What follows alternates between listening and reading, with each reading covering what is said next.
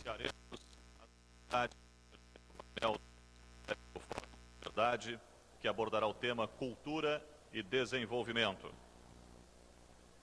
Veremos a seguir os resultados da pesquisa realizada pelo IEE, em parceria com o Instituto Fecomércio de Pesquisa, hoje pela manhã, entre os participantes do evento, e relativa ao painel que acabamos de assistir e que abordou o tema O Desafio dos Blocos Econômicos. Qual o principal motivo que faz você pensar que o Brasil será um país desenvolvido? Situação político-democrática das últimas décadas, 7,96%. O desempenho econômico das últimas décadas, 5,47%. Avanços tecnológicos importantes, 6,97%. Fortalecimento dos blocos comerciais, 15,42%. A ampliação do sistema educacional, 24,38%. O amadurecimento cultural brasileiro, 20,9%. Recursos naturais disponíveis, 11,44%. Outra razão, 3,98%. E nenhuma alternativa, 3,48%.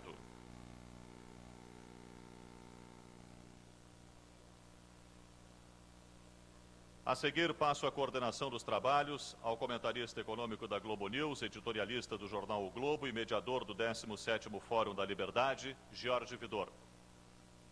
Continuo não vendo vocês aqui com essa holofote. Tem alguém aí? Tem 2.000 pessoas. Ao final desse encontro eu confesso. Bom, nosso segundo painel do dia será sobre cultura e desenvolvimento. Temos dois brilhantes expositores, como tem sido a tônica desse encontro, desse fórum. À minha esquerda, Eduardo Bueno, que vocês conhecem bem aqui no Rio Grande do Sul, e notoriedade nacional desde que escreveu uma série sobre o primeiro século do Brasil. E temos também à minha direita o filósofo Olavo de Carvalho, famoso polemista, também conhecido pelos seus artigos que saem aqui na Zero Hora, em vários jornais do Brasil. Cada um deles vai ter 30 minutos e depois vamos ter aquelas perguntas que nossas recepcionistas estarão apanhando com vocês, no mesmo estilo dos dois outros painéis. Eduardo Bueno vai fazer um depoimento febril, porque ele está com 38 graus de febre. Então está fazendo um esforço pessoal para estar presente aqui com a gente. Eduardo, você começa. Obrigado. Bom dia, obrigado por terem vindo. Mais um fórum, mais um sucesso. É a segunda vez que eu participo. A primeira foi há 4 anos atrás. Inclusive, eu vivi os últimos 4 anos com o dinheiro que eles me pagaram da palestra dos últimos 4 anos atrás. Você sabe que os liberais são muito liberais no pagamento de dinheiro também. Só que aquela vez eu tinha preparado um texto extraordinário, etc.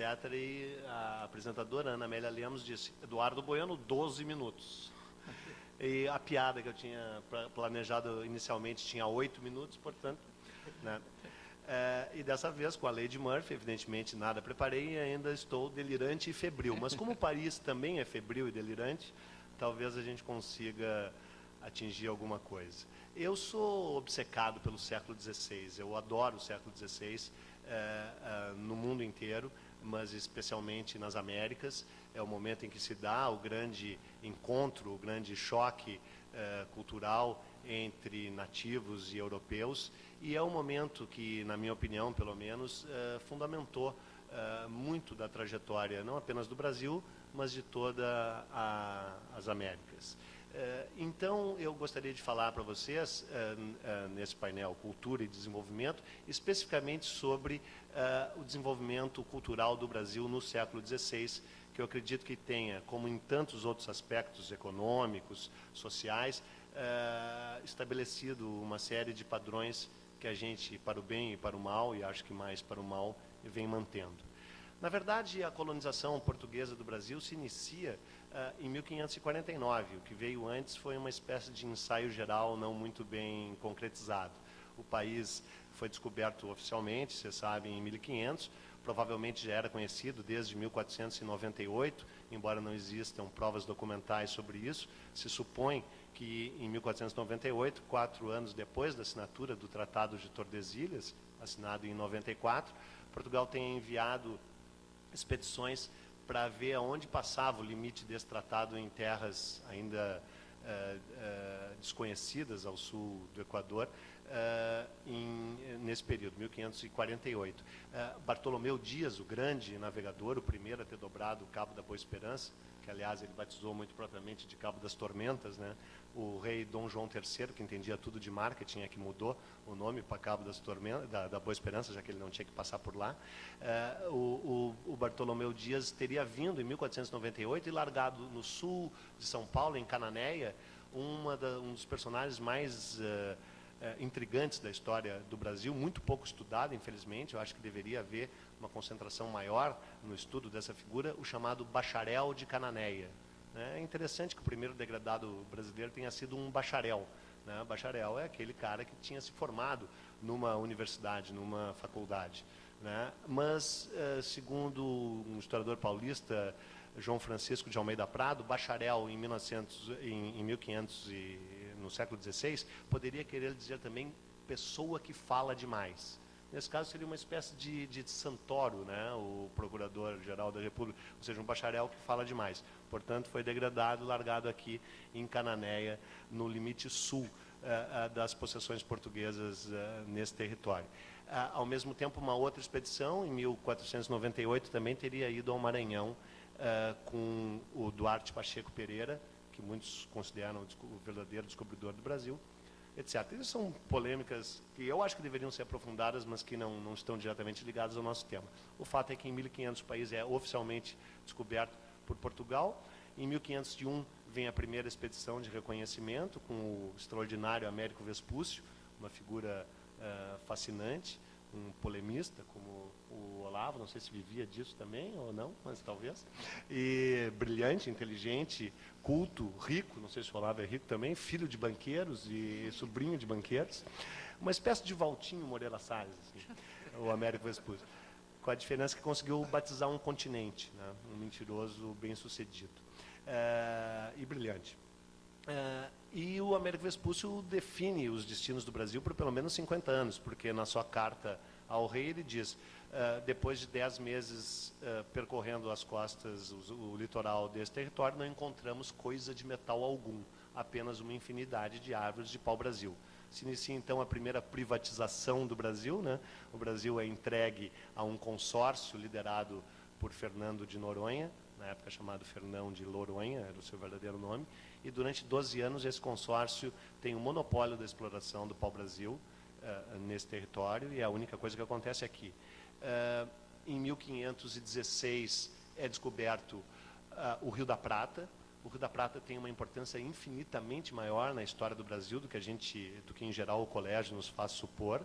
Portugueses e espanhóis ficam obcecados pela conquista do Rio da Prata, porque por esse rio se chegava, segundo os indígenas, e era verdade, a montanhas eternamente cobertas de neve, onde vivia um povo riquíssimo, que usava ouro e prata nas suas próprias vestimentas, cujos pratos eram de ouro, os talheres eram de pratas, e isso tudo era verdade, porque eles estavam descrevendo o Império Inca. A melhor maneira de chegar no Império Inca era subindo o Rio da Prata, subindo o Rio Paraná, subindo o Rio Paraguai, para se atingir a Cordilheira dos Andes, porque o Pacífico, o Oceano Pacífico, não tinha sido ainda descoberto pelos europeus. Quer dizer, havia um vislumbre dele tomado lá no Paraná, no Panamá, em 1513, mas na verdade não se sabia da existência do Pacífico. E então toda a colonização do sul do Brasil, a expedição do Martim Afonso de Souza, em 1530, a fundação de São Paulo, de certa forma, em 1554, estão todas diretamente ligadas à obsessão dos portugueses e espanhóis de conquistarem o Império Inca. O Império Inca acabaria sendo conquistado por outra via, né, pela via do Panamá e do Pacífico, pelo Francisco Pizarro, mas os portugueses só perceberam que o território conquistado pelo Pizarro em 1539 era o mesmo que eles estavam buscando, só perceberam isso em 1550, 1548. E justamente nesse período, no intervalo entre essa busca pelo Rio da Prata e a desilusão provocada pela descoberta do Peru pelos espanhóis, houve o período chamado Capitanias Hereditárias, que vocês estão cansados de saber no tempo do colégio, embora ele seja muito mais dinâmico, muito mais intenso, muito mais vibrante do que qualquer aula de segundo grau nos tenha feito supor, e tenha herdado e tenha legado ao Brasil muito mais coisas que a gente supõe em geral, como a estrutura fundiária, como a grande concentração de renda, como o início da lavoura canavieira, né? Tudo isso se inicia no período das capitanias hereditárias, que vai de 1532 a 1548. Então, é que, na verdade, vai se iniciar a plena colonização portuguesa do Brasil, em 1549, quando o Tesouro Real português, pela primeira vez, decide investir o seu dinheiro na colonização do país, da colônia, no caso. O Brasil vivia um assédio muito grande por parte dos franceses, que foi realmente os que lucraram com o pau-brasil, e lucraram muito. Os franceses estabeleceram uma relação com os indígenas muito mais equilibrada e eficiente e lucrável do que os portugueses. Eles vinham, obtinham o pau-brasil em vários lugares da costa brasileira e estiveram a um passo de se tornarem senhores da costa brasileira, muito mais do que a história tradicional nos deixa entrever. Então, em 1549, o rei de Portugal, em função de várias coisas, entre elas a ameaça dos franceses, decide definitivamente ocupar o Brasil e funda a cidade do Salvador. Quando ele funda a cidade do Salvador, cuja data estabeleceu-se comemorar no dia 25 de março de 1549, embora na verdade esse seja apenas o dia que eles desembarcaram na Bahia, é que realmente o Brasil começa a se incorporar à Europa, ao grande jogo de trocas mercantis do Atlântico e a ser um país de origem, realmente um país colonizado por portugueses. Desembarca junto com Tomé de Souza, o governador-geral, todo o aparato burocrático administrativo do Brasil. O primeiro, vem um desembargador, bastante já interessado na sua aposentadoria, é um fato, porque várias vezes ele envia cartas para o rei perguntando quando ele, enfim, se aposentará. Esse homem se chama Dr. Pero Borges, foi o primeiro ouvidor geral do Brasil. Ele seria o primeiro ministro da Justiça. É um homem de um passado interessante, porque em 1546, quando ele era desembargador em Elvas, no norte de Portugal, ele foi encarregado de controlar a construção de um aqueduto em Elvas.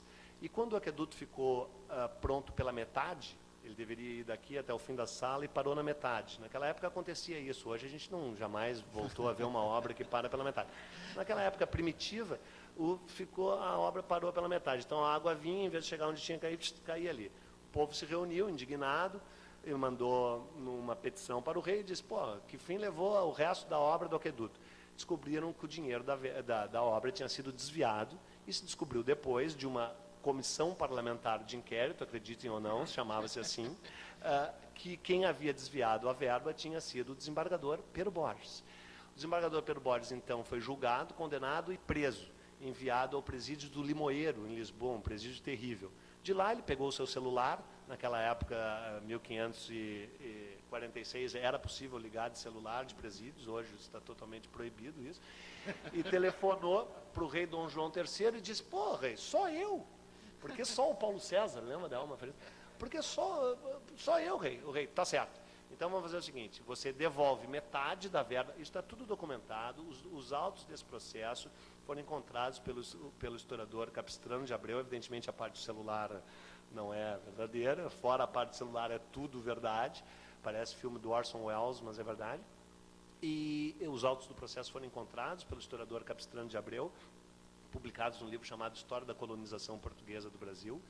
E então o rei sugere que o Dr. Pedro Borges devolva metade da grana desviada, o que ele o faz, e ele fica proibido de exercer cargos públicos por 10 anos, em 1546. Em 1549, ele foi escolhido como primeiro-ministro da Justiça do Brasil e desembarca no dia 25 de março de 1549, na Bahia, junto com Tomé de Souza, esse sim, probo, digno. Junto com ele vem o primeiro-ministro da Fazenda do Brasil, que é o Antônio Cardoso de Barros, na época chamado de provedor-mor, que, segundo as denúncias do segundo governador-geral, que substituiu o Tomé de Souza, o Dom Duarte da Costa, teria desviado dinheiro público e construído com ele 6 engenhos de açúcar. Foi um dos primeiros senhores de engenho da Bahia, no interior do recôncavo baiano, o primeiro-ministro da Fazenda brasileira. Mas não é o nosso tema hoje. O nosso tema hoje é a cultura em desenvolvimento, porque nesta mesma época, coincidência ou não, se inicia o projeto cultural planejado para o Brasil. E planejado por quem? Planejado pelos jesuítas, que desembarcam em Portugal naquele mesmo dia, junto com Tomé de Souza. Vocês sabem o nome dele, chama-se Manuel da Nóbrega. Manuel da Nóbrega, nascido em 1521, era filho de um desembargador e sobrinho de um chanceler-mor do reino.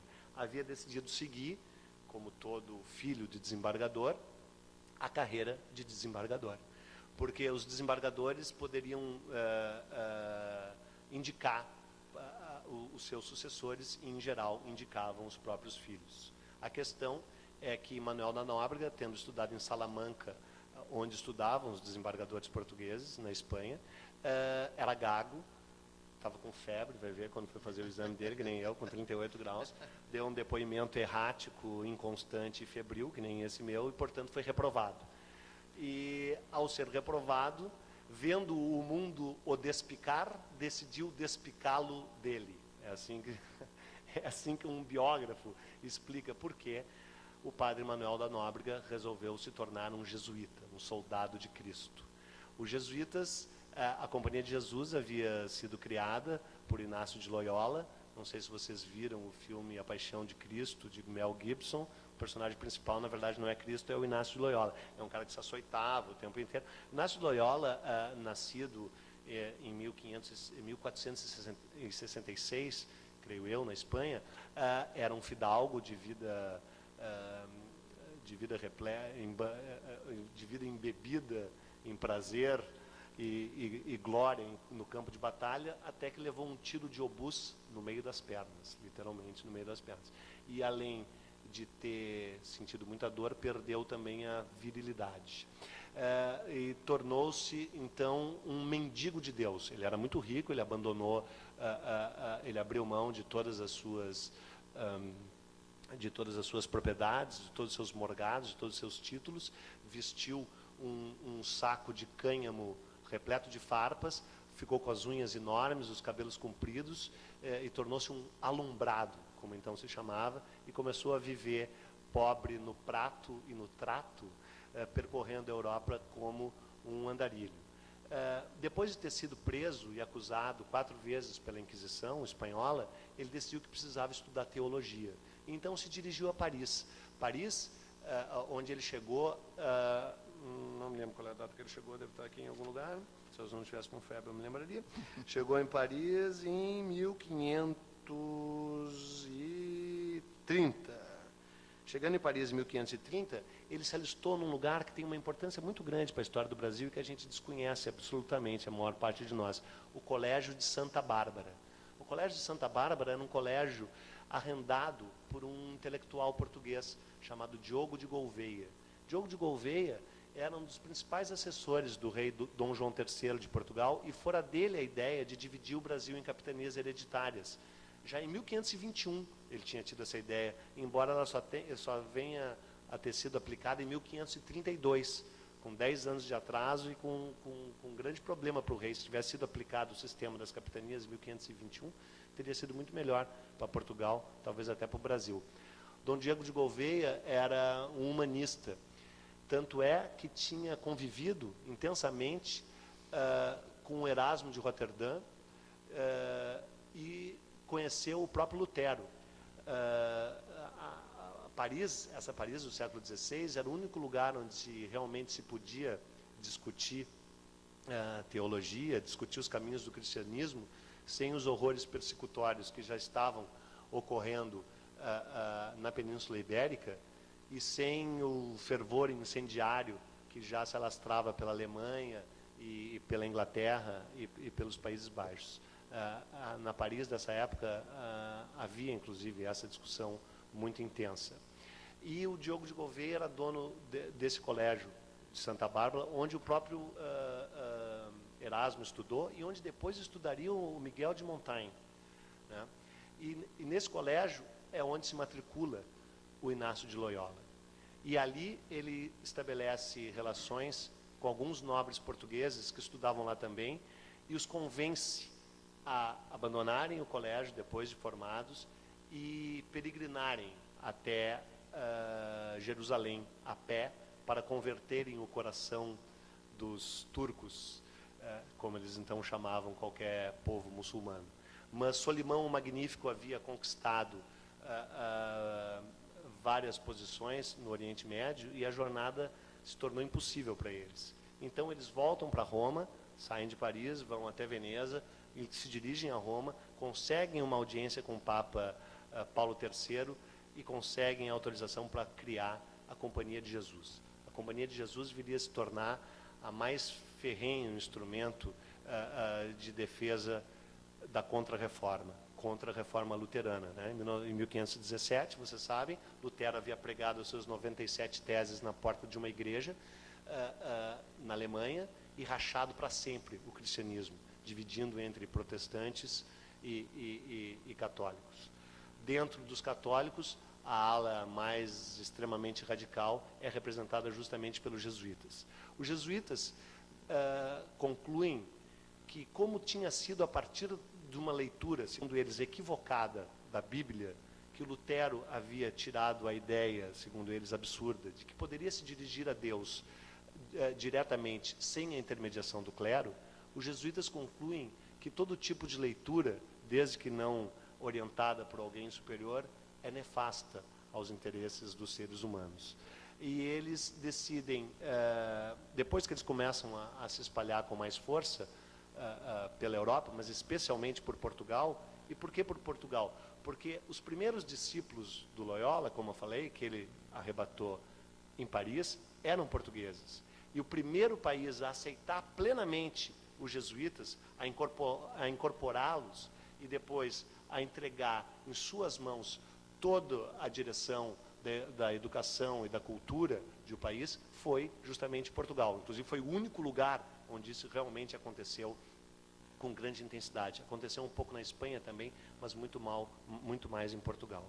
E havia o propósito, portanto, dos jesuítas de, primeiro, banir absolutamente o estudo das línguas como hebraico e grego. Havia a proposta única de que se estudasse apenas o latim, e um latim bastante, digamos, também convencional. Eles proibiram não apenas a leitura, eles fizeram o primeiro grande index prohibitorum de livros na Europa, foi feito pelos jesuítas, incluindo inclusive o maior intelectual português da época, o Damião de Góis, que tinha até então grande influência sobre o rei Dom João III, porque Portugal viveu de 1541 a 1546, Portugal viveu uma espécie de primavera renascentista. Houve, se diz até, o interesse do rei Dom João III de trazer o grande Erasmo de Roterdã para ser o reitor da Universidade de Coimbra, fundada em 1541. Mas, a partir de 1544, mais ou menos, os jesuítas começam a controlar toda a educação e todos os colégios de Portugal, abolem definitivamente o estudo, como eu já falei, do hebraico e do grego, retomam todos os conceitos da escolástica, se revelam inteiramente contrários ao humanismo, não apenas do Erasmo, mas também do Miguel de Montaigne, e dão uma guinada cultural radical que vai afastá-los cada vez mais da Europa culta, digamos assim, da Europa dos Países Baixos, da onde era oriundo o próprio Erasmo, da Europa francesa, de onde vinha o próprio Montaigne, e o autor de Pantagruel, como é que é o nome dele mesmo? Deu um branco agora?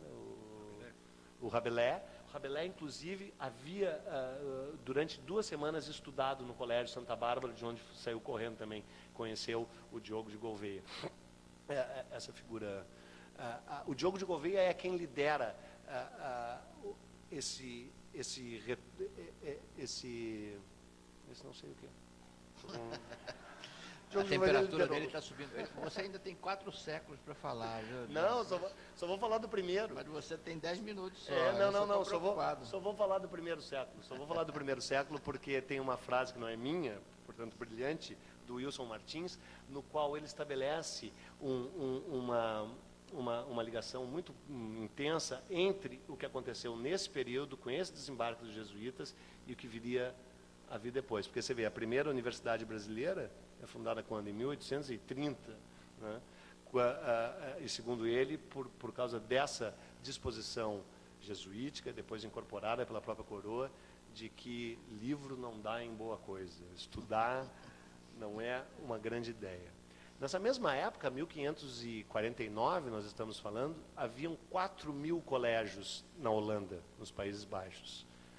Haviam 11 colégios em Portugal, os 11 eram dos jesuítas. Não havia nenhum colégio no Brasil, evidentemente. O primeiro colégio no Brasil foi fundado pelo Manuel Nóbrega, assim que desembarca, era um colégio único e exclusivamente para catequese indígena. Né? Foi fundado em 1549. Em 1551 foi fundado o segundo colégio no Brasil, também um colégio apenas para indígenas, em São Vicente, na Baixada Santista. Esse colégio não dá certo e é transferido e inaugurado no dia 25 de janeiro de 1554, em São Paulo. É o Colégio dos Campos de Piratininga, que viria a dar origem à cidade de São Paulo, que recém comemorou seus 450 anos. Mas esses colégios eram, como eu já falei, colégios exclusivamente para alunos indígenas ou então para noviços que quisessem ingressar na Companhia de Jesus. O primeiro colégio efetivamente aberto, criado no Brasil, não é até a virada do século XVII. Né? Então, eu, na pesquisa para o 4º volume da coleção Terra Brasilis, que é o livro que eu escrevo agora, chamado A Cruz, a Coroa e a Espada, que é um livro que vai tratar justamente de 1549 a 1556, eu deparei com um momento muito sombrio da história de Portugal, chamado A Grande Viragem, por alguns historiadores modernos, que é o momento em que o rei Dom João III, assessorado por Damião de Góis, que é... Desculpe. Damião de Góis, que foi uma das grandes influências em Camões e que era um dos principais assessores do rei. Damião de Góis consegue do rei Dom João III o dinheiro para criar um colégio em Portugal. O Olavo deve conhecer a história desse colégio, o Colégio Real das Artes e Humanidades. E nesse colégio vem lecionar alguns dos maiores intelectuais da Europa na época. Entre eles, o André de Gouveia, que era sobrinho do Diogo de Gouveia e que foi o mestre particular do Michel de Montaigne. André de Gouveia. Junto com eles vem Pat e Neil Buchanan, que eram 2 escoceses com tendências protestantes, evidentemente, e que haviam assessorado a rainha Mary Stuart antes de virem para Portugal. Vêm franceses, vêm alemães e se cria um corpo docente como nunca houve na história de Portugal. Eram 16 professores, o colégio chamava Colégio Real das Artes e Humanidades, e esse colégio dura de 1546 a 1548, quando foi fechado, exterminado, muitos dos seus professores presos pela Inquisição, acusados de serem heréticos e homossexuais, amigos de Lutero, vários deles, de fato, conheciam Lutero, e há uma guinada absoluta na cultura portuguesa. Um ano depois, os jesuítas, que assumiram o próprio Colégio Real das Artes, que passa a ser um colégio jesuíta, em 1548.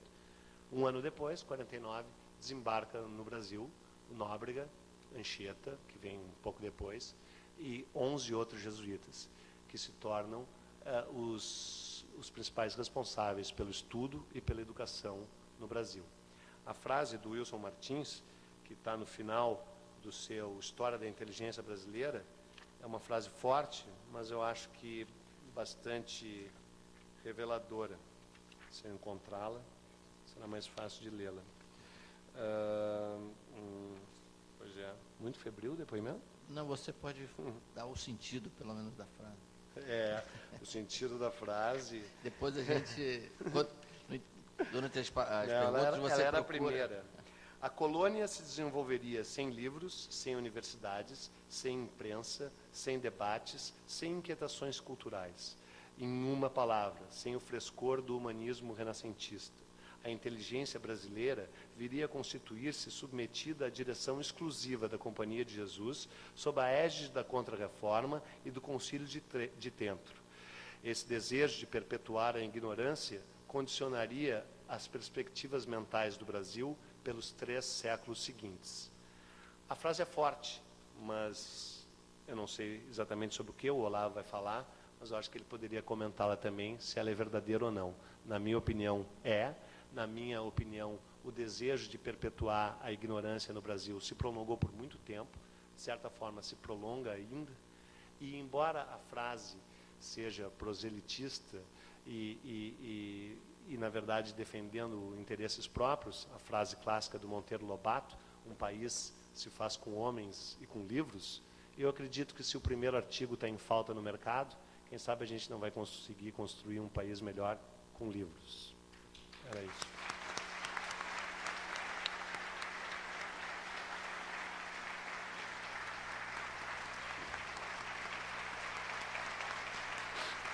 Obrigado. Obrigado. Bom, imagine se ele estivesse em febre, né? Agora passo a palavra para o Olavo de Carvalho, que vai falar sobre os 4 outros séculos. Os que eu deixei. Em São Paulo tem um conjunto de rock chamado Aquilo Deu Nisso. Esse poderia ser o título aqui da conferência. Ele deu o começo, eu vou dar o fim. Esse estado de coisas que o Eduardo começou a descrever, ele culmina, a meu ver, na Constituição de 1988, quando ela define a cultura como aquilo que dá testemunho do modo de ser de um povo. Ora, aquilo que dá testemunho do modo de ser de um povo pode ser, por exemplo, um noticiário policial diário. Nós não podemos negar que o narcotráfico seja uma expressão do modo de ser nacional do presente. Então, narcotráfico é cultura, prostituição infantil é cultura e assim por diante. Este artigo da Constituição, ele expressa, vamos dizer, uma espécie de horror à ideia qualitativa de cultura. Algo que eu creio que isso tem algo a ver com este fundo aí que você descreveu. Ou seja, a cultura não é definida mais, nesse sentido, nem como cultivo e nem como culto.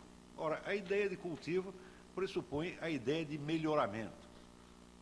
Ou seja, a cultura não pode ser simplesmente aquilo que dá testemunho de um estado de coisas, mas aquilo que melhora e eleva esse estado de coisas justamente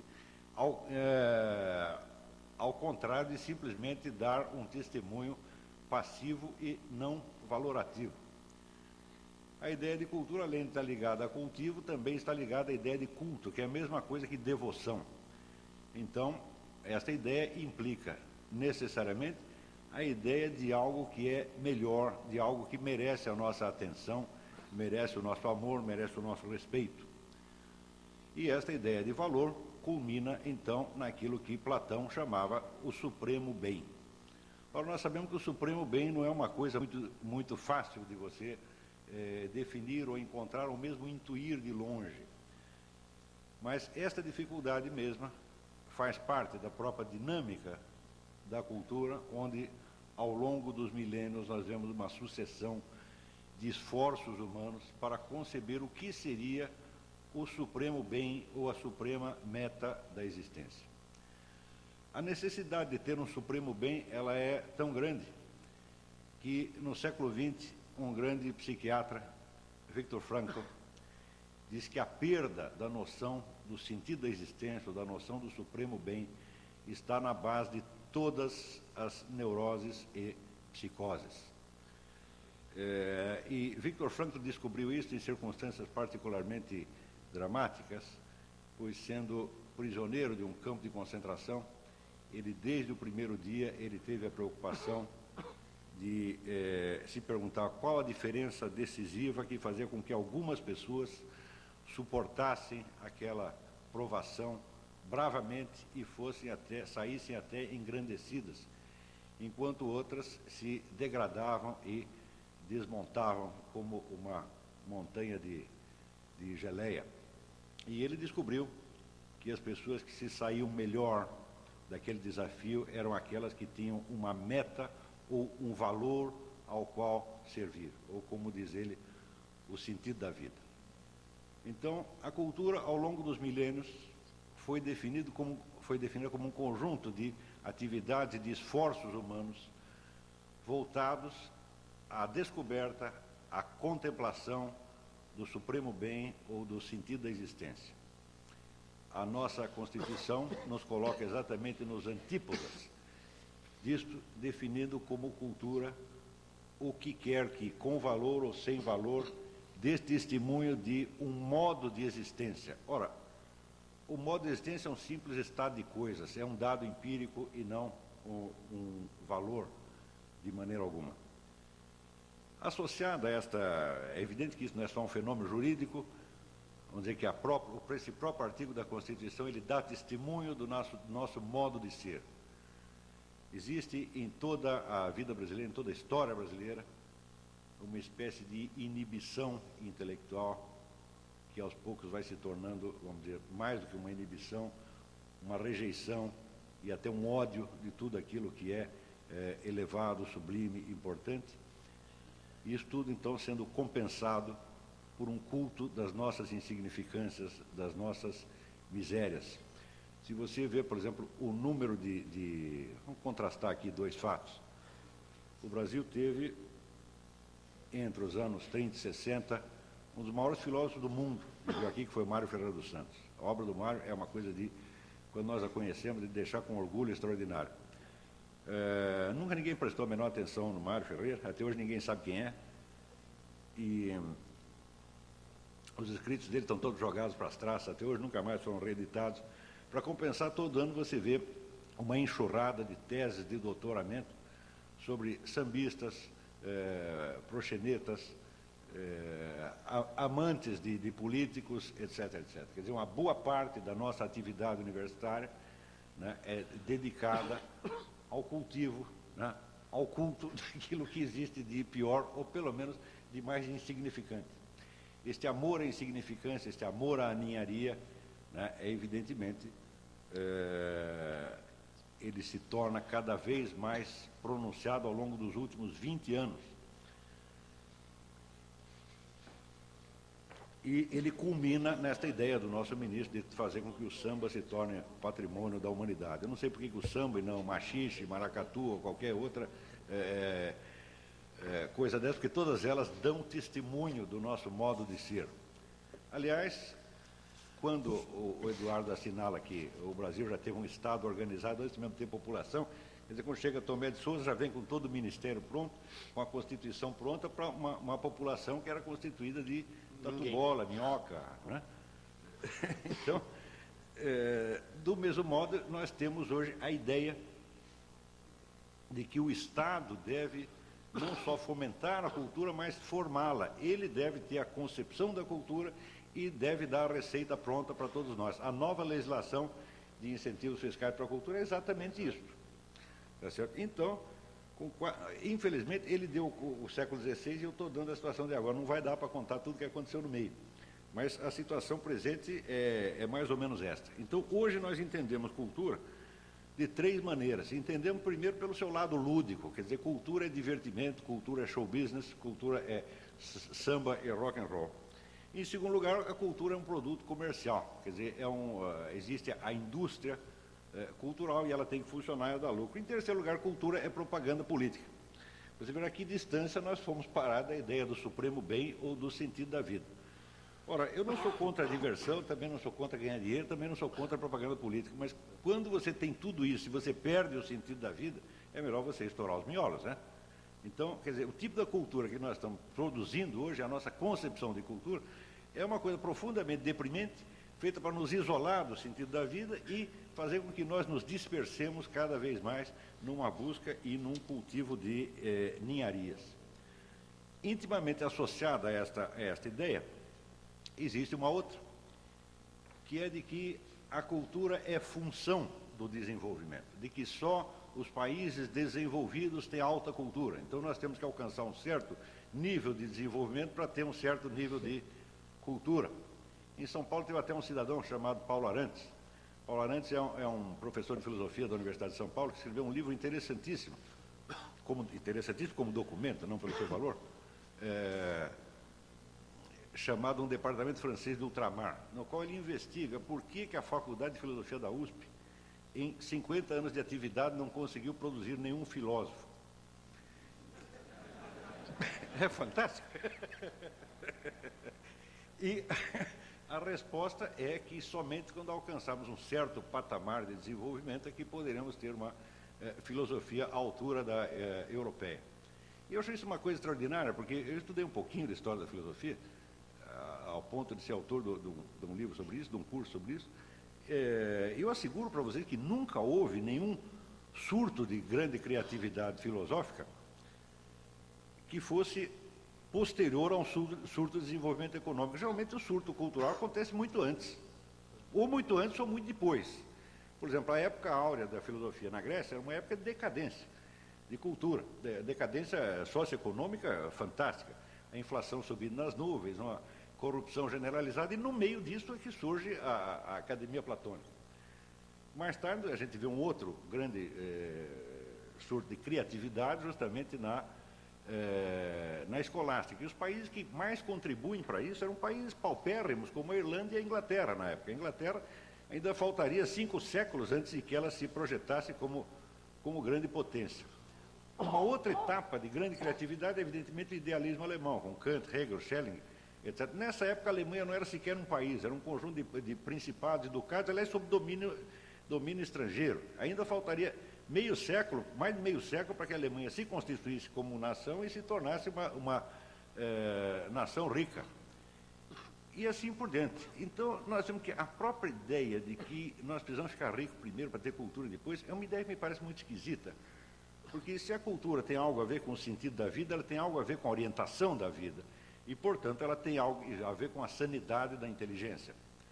Ora, se você tivesse um amigo e ele tivesse com 2 problemas, ele tem 2 problemas. Primeiro, ele está sem emprego e sem dinheiro. Segundo problema, ele está louco.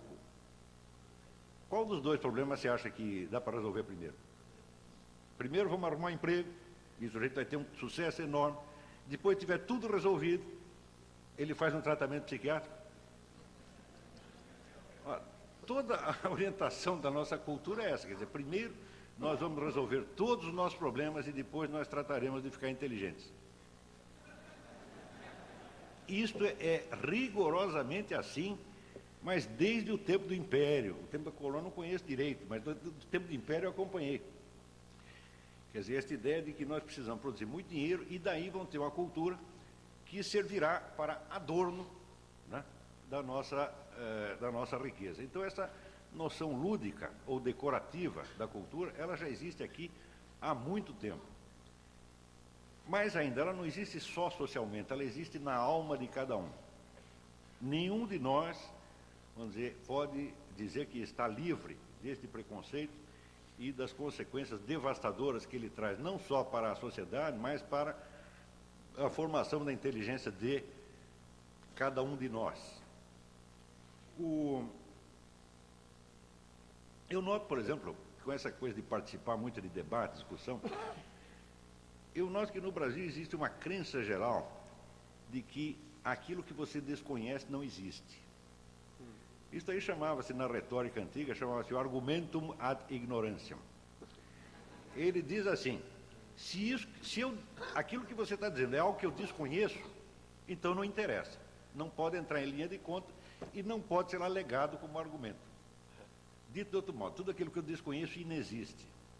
Eu asseguro para vocês, eu estou nesse negócio de bate-boca jornalística há 10 anos, eu asseguro para vocês que este é o argumento mais alegado, em todas as circunstâncias. O sujeito olha para você com um ar de desprezo, você diz alguma coisa, o camarada olha para você com um ar de desprezo, um ar de superioridade formidável e diz, eu nunca ouvi falar disso. Então, o Brasil tornou-se o único país do mundo onde a ignorância é fonte de autoridade intelectual. Acontece.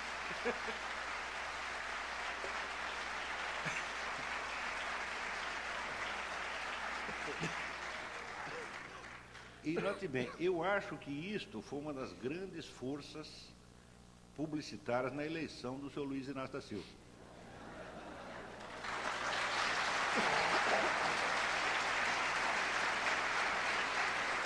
Porque ali se associava a ideia do sujeito pobre com o sujeito inculto. Quer dizer, ele era inculto porque era pobre. É uma ideia absolutamente cínica, porque toda a cultura brasileira foi feita por pés rapados, por pobretões. É Machado de Assis, é Capistrano de Abreu, que ele acabou de citar, é Lima Barreto e assim por diante. Quer dizer, o número de pessoas abençoadas pela fortuna que contribuíram em algum modo para a cultura brasileira é mínimo. Eu creio que é menos de 5%. Claro, você encontra de vez em quando o Joaquim Nabuco, né? O Eduardo Prado. Ele tinha algum dinheiro, mas era um entre cada 100. Tá certo? Quer dizer, a cultura aqui foi sempre feita por gente que veio de baixo. Então, por que associar a ideia de cultura com as classes altas? Ora, então, do meu ponto de vista, o Lula não representava propriamente o homem que veio de baixo, né? E subiu, e que por isso mesmo era vamos dizer, o brasileiro que subiu por seus próprios méritos. Me parecia ao contrário, porque ele, quando se candidatou, já não era um homem pobre. Né? Isso fazia muitas décadas que não era um homem pobre, mas continuava tão inculto quanto no começo. Agora, durante esse período em que o homem foi subindo na vida, ele teve a oportunidade de melhorar o corte da sua barba, de começar a usar ternos Armani, né? Começar a consumir vinhos Romanée Conti, mas não teve tempo para contratar um fonoaudiólogo para corrigir a sua pronúncia.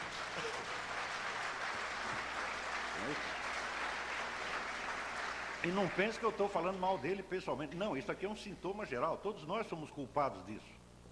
Todos nós damos prioridade a certas coisas e achamos que primeiro, né, nós temos que ter uma belíssima conta bancária, temos que ter um terno Armani, temos isso. Não precisa sobrar tempo, depois até ler um livrinho. Não é isso? Isso está no fundo de todos nós e começou aí onde o Eduardo falou. Quer dizer, essa coisa impregnou mesmo. Entendeu? Então não é uma questão de Lula, não. Se fosse só ele que é assim, mas eu conheço muita gente que é assim. Ademais, eu, por certas circunstâncias profissionais, eu tive a chance de conhecer bem a classe rica paulista nos anos 70. E eu vejo que eles não são muito mais cultos que o Lula, não. Então, quer dizer, não é realmente um problema de pobreza. É um problema de que existe uma espécie de doença cultural. Essa doença se chama, no latim, aspernatio rationis, desprezo pela razão, desprezo pela inteligência, desprezo pelo conhecimento. Desprezo que tem, às vezes, um fundo, vamos dizer, de inveja. E aquele sujeito que mostra desprezar aquilo que inveja, isso é exatamente o que chama de fake. O fake é um falso desprezo motivado pela inveja. Eu acho que existe uma espécie de constante na sociedade brasileira de inveja pelo conhecimento, inveja pelas grandes realizações da cultura, e esta inveja é tão dolorida que ela não pode se expressar como tal, ela tem que se expressar de maneira invertida como uma espécie de desprezo. Quem passou a vida inteira pensando nisso, e que eu sempre recomendo a leitura, é Lima Barreto. Lima Barreto é um homem que nasceu de família relativamente pobre, e que escreveu pelo menos 3 romances exatamente sobre este tema. sociedade tem o homem de espírito, o homem voltado para o conhecimento. Esses 3 romances são Recordações do Escrivão Isaías Caminha, Triste Fim de Policarpo Quaresma e Vida e Morte de M.J. Gonzaga de Sá. Isso é uma espécie de fenomenologia da atitude brasileira com relação à cultura. O primeiro personagem, que é Isaías Caminha, é um rapaz que vem do interior, um rapaz estudioso, como o próprio Leão Barreto, é uma espécie de projeção autobiográfica. Um rapaz que não lia muito, estudava, queria se aprimorar, e entra no jornalismo. E no jornalismo encontra um ambiente de cinismo, de deboche, e, sobretudo, a falsa cultura e hipocrisia. O Policarpo Quaresma é um indivíduo público, um reformador social que tem algumas ideias adquiridas por leituras apressadas de grandes ideólogos europeus, e que ele mete na cabeça que o problema do Brasil é que o Brasil sofre muita influência estrangeira. Então, ele precisa nacionalizar tudo, inclusive idioma. Ele acredita que o idioma português é uma imposição imperialista que deve ser substituído pelo tupi-guarani. Então, o Policarpo Quaresma é uma mistura de sábio e louco. Quer dizer, umas coisas que ele diz são verdade, mas está tudo fora do lugar. Então, é o sujeito mal formado brasileiro, é o anti-herói cultural. Né? É o camarada que ele, vamos dizer, todas as ideias dele são tortas, mas ele, de certo modo, é melhor do que o ambiente, porque ele pelo menos tem o idealismo. E o terceiro personagem, que para mim é o mais interessante de todos, que se chama Manuel Joaquim Gonzaga de Sá, é um sábio autêntico, um homem de ciência e quase um filósofo, e que só encontra a paz fugindo totalmente da sociedade e se refugiando num isolamento feroz, onde um repórter, que é o próprio Leão Barreto, vai encontrá-lo e faz uma série de entrevistas com ele. Então, o Gonzaga de Sá é um homem de alma sublime, que ele está tão acima do meio que ele não pode deixar que o meio descubra a sua existência, senão o destrói. Então, a vida e as obras de Lima Barreto, não dizer, são realmente um testemunho do nosso modo de ser. E é um testemunho de que esse modo de ser está errado. Tá certo? É um testemunho de que a sociedade brasileira tem inveja e despeito pelo conhecimento, de que ela acredita que é possível enfrentar todos os problemas da vida prática sem inteligência, sem cultura, sem o esforço de autoaprimoramento, e, enfim, de uma sociedade que acredita numa cultura que só serve para lisonjeá-la, dando testemunho do seu modo de existência e, ao mesmo tempo, servindo para essas 3 finalidades: a lúdica, a comercial e a político-partidária. Se me perguntarem hoje como é que eu equacionaria os problemas de cultura e desenvolvimento, eu digo, olha, se nós queremos pensar na hipótese de uma cultura que favoreça o desenvolvimento, a primeira coisa que nós temos que fazer é destruir completamente esta cultura que nós temos. E destruir esta autoimagem, vamos dizer, da cultura lisonjeira, lúdica, comercial e propagandística. Nós primeiro precisamos botar na cabeça que cultura significa aprimoramento, autoexigência, significa elevar os olhos em busca de um bem supremo e de um sentido da vida, e significa dedicar a nossa existência a isso, em vez de dedicar o nosso próprio umbigo, né, ao culto das nossas belezas naturais, né, ao culto do nosso modo de existência e assim por diante. O fato de nós termos colocado um sambista no Ministério da Cultura, para mim já é o sintoma final e cabal deste estado de coisas. O próprio Gilberto Gil uma vez se autodefiniu como um pseudo-intelectual de miolo mole, e nós temos que lhe dar razão cabal nisso aí. Não é um homem capacitado a entender os problemas reais da cultura.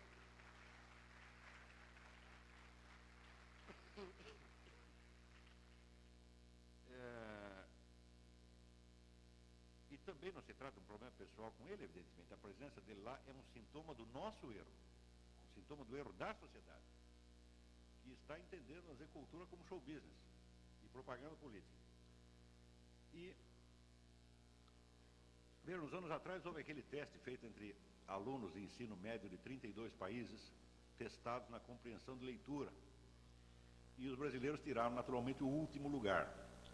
Então, imediatamente apareceram entrevistas, ministro da Educação, técnicos, educadores, né?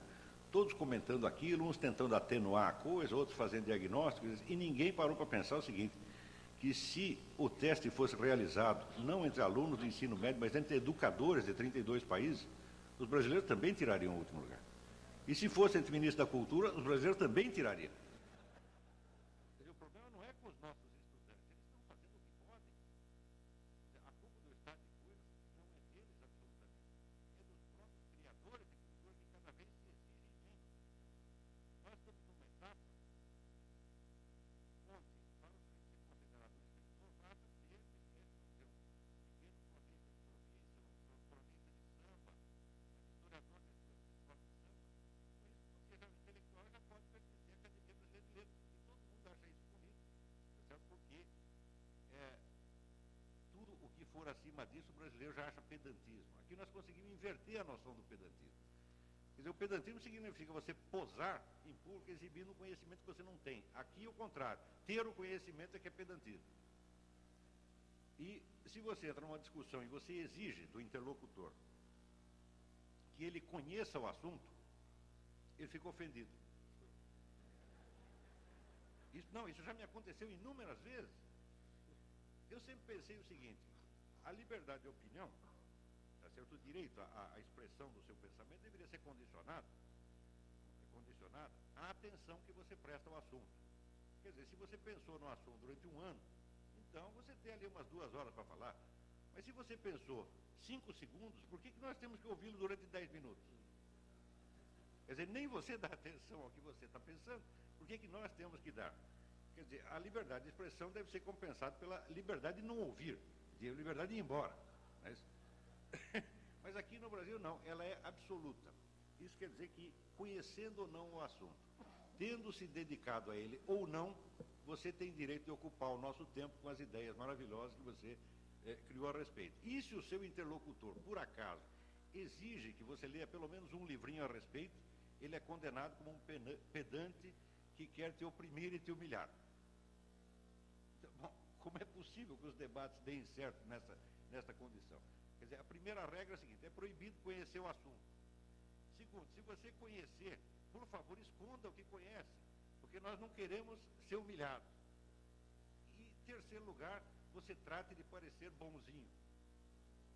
Não é isso? Então, é evidente que não há a menor condição para um debate sério. E, nesta altura, curiosamente, uma vez que todas as regras, vamos dizer, da moral intelectual, todos os deveres da inteligência foram abandonados e pisoteados, o que entra no lugar deles? As normas de polidez. Quer dizer, atualmente, debate culto e elevado significa aquele debate no qual todo mundo fala asneiras educadissimamente. Isso é tudo.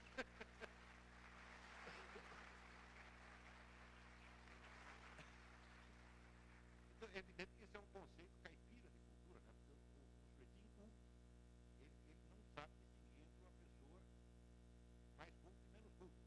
Né? Você não sabe, então você não sabe que o outro sabe. Então ele tem que se guiar por certos sinais exteriores. A polidez deve ser um desses sinais exteriores. Então ele vê as pessoas conversando polidamente, ele deve pensar que são pessoas muito cultas. E este critério é o que vigora hoje.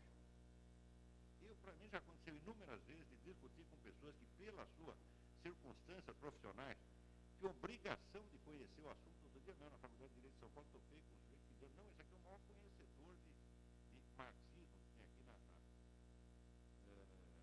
na faculdade. E ele começa por dizer que nem Karl Marx, nem Engels tem escrito absolutamente nada sobre filosofia da natureza. Eu falei, como não? Engels tem um livro inteiro sobre isso. Existe uma correspondência entre os dois de pelo menos 700 páginas. O próprio Lenin passa anos estudando isso. E como é que o conhecedor marxista não foi falar disso? Só que é o seguinte, eu passei por mal educado.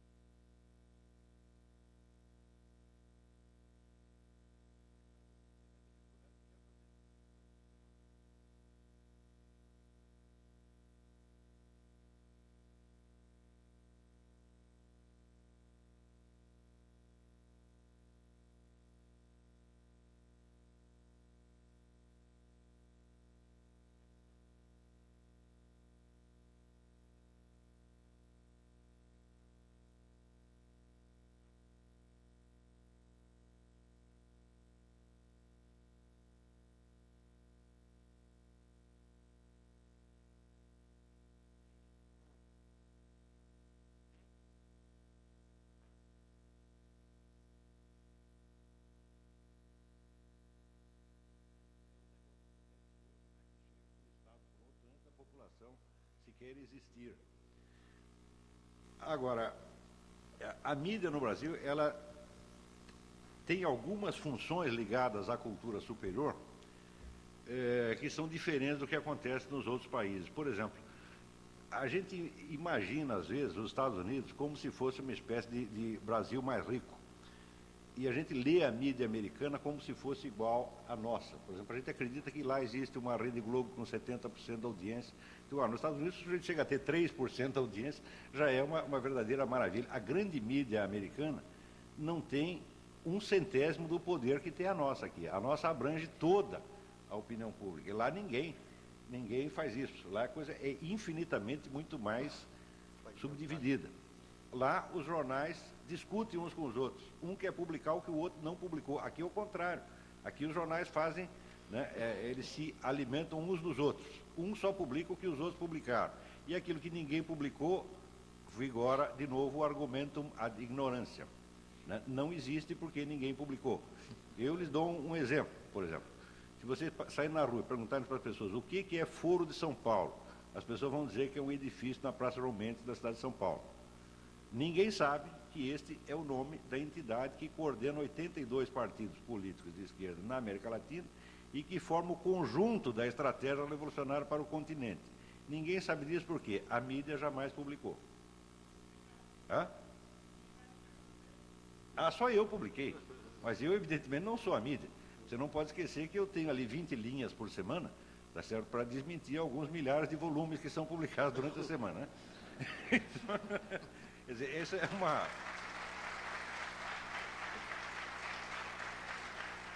é uma luta desigual. Então, vamos dizer, a uniformidade da nossa mídia, ela faz com que o argumento ad ignorância tenha um peso absolutamente formidável na mentalidade brasileira. Eu posso dizer que o Brasil hoje está separado do mundo por uma espécie de muro de Berlim intelectual. Esse muro de Berlim é feito de papel. São os jornais, bom, tem algumas câmeras de televisão também lá empilhadas, mas o número de notícias importantes que são sonegadas a toda a população brasileira uniformemente é uma coisa incrível. Isso não acontece em mais nenhum outro país, porque os jornais são muito diversificados. Um jornal nos Estados Unidos tem interesse de desmentir o outro. Aqui não. Outra coisa que contribui para isso é a alta rotatividade da profissão jornalística. As pessoas saem muito fácil. As pessoas que estão no jornal já estiveram em todos os outros. Então acaba todo mundo pensando igual. Eu mesmo sei disso porque eu também trabalhei em todos. Ficava 2 anos num, 3 anos no outro. E você encontrar sempre as mesmas pessoas. Você também está aqui. Né? Então existe uma coisa que é a opinião da classe jornalística, que é uma classe muito pequena, na verdade, mas que tem, de fato, o monopólio dos meios de comunicação. É errado você pensar que são empresas que têm. Olha, empresa, dono de jornal não manda nada em nenhuma redação. Eu trabalhei em jornal 30 e tantos anos, nunca houve um impedimento de empresa que eu escrevesse isso ou aquilo, e nunca um dono de jornal veio me dizer o que devia escrever. Quer dizer, a redação tem uma força muito grande. Na hora que se forma uma espécie de uniformidade mental nessa classe, pronto, a circulação de informações está bloqueada. Então, de novo, é uma espécie de corporação jesuítica, está entendendo? Que só pode saber o que ele sabe, fora daquilo não pode.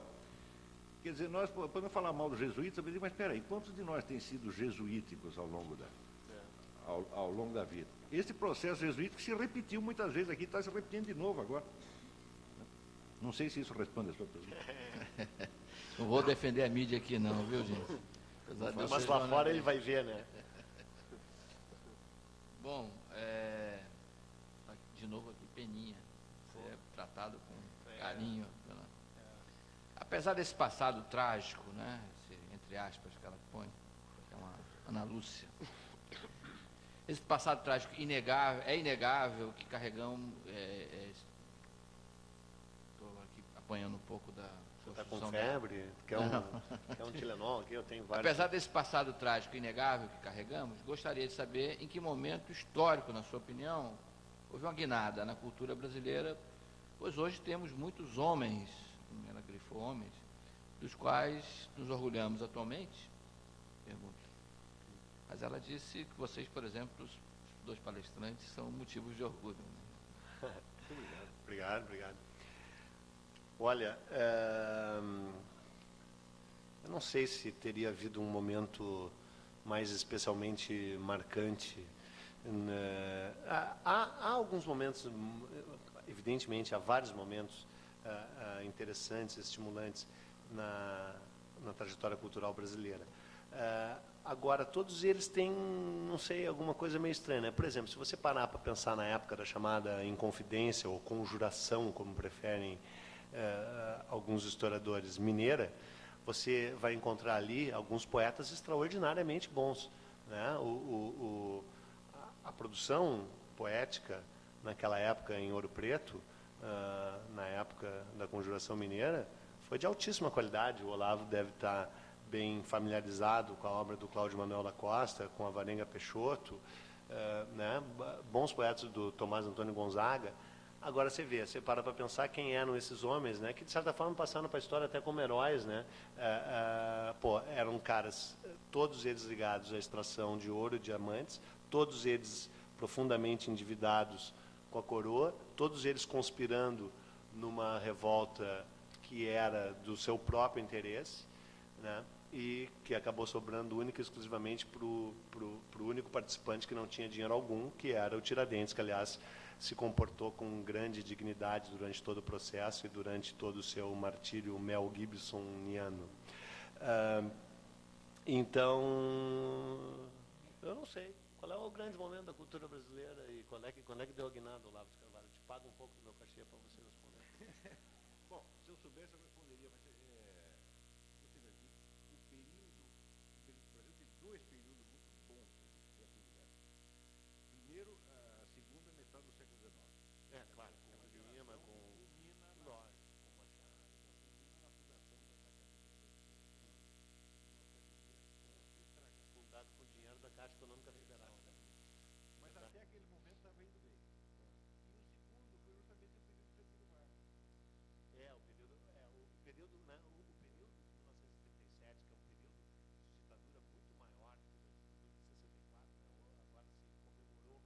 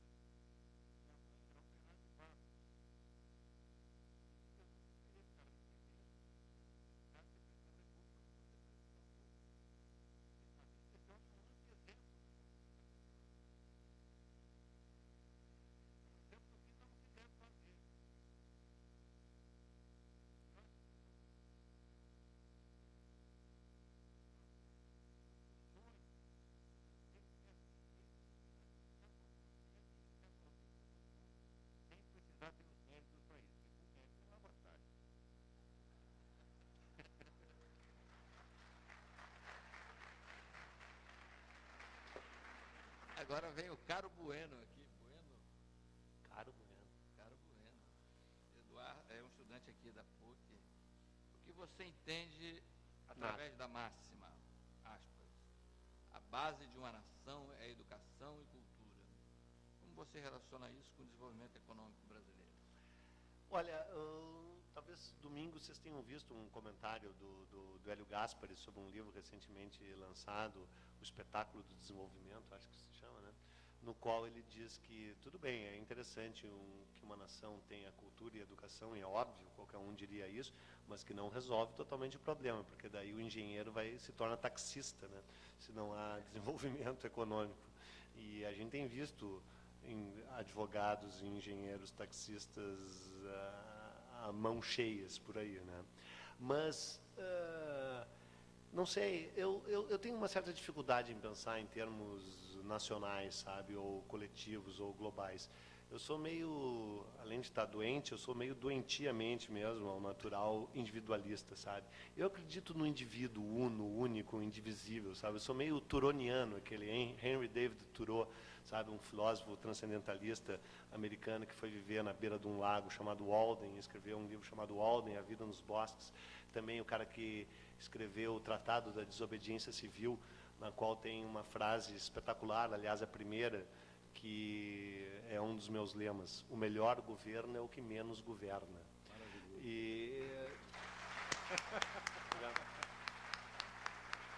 No caso do Brasil, a gente tem tido esse governo há anos, né?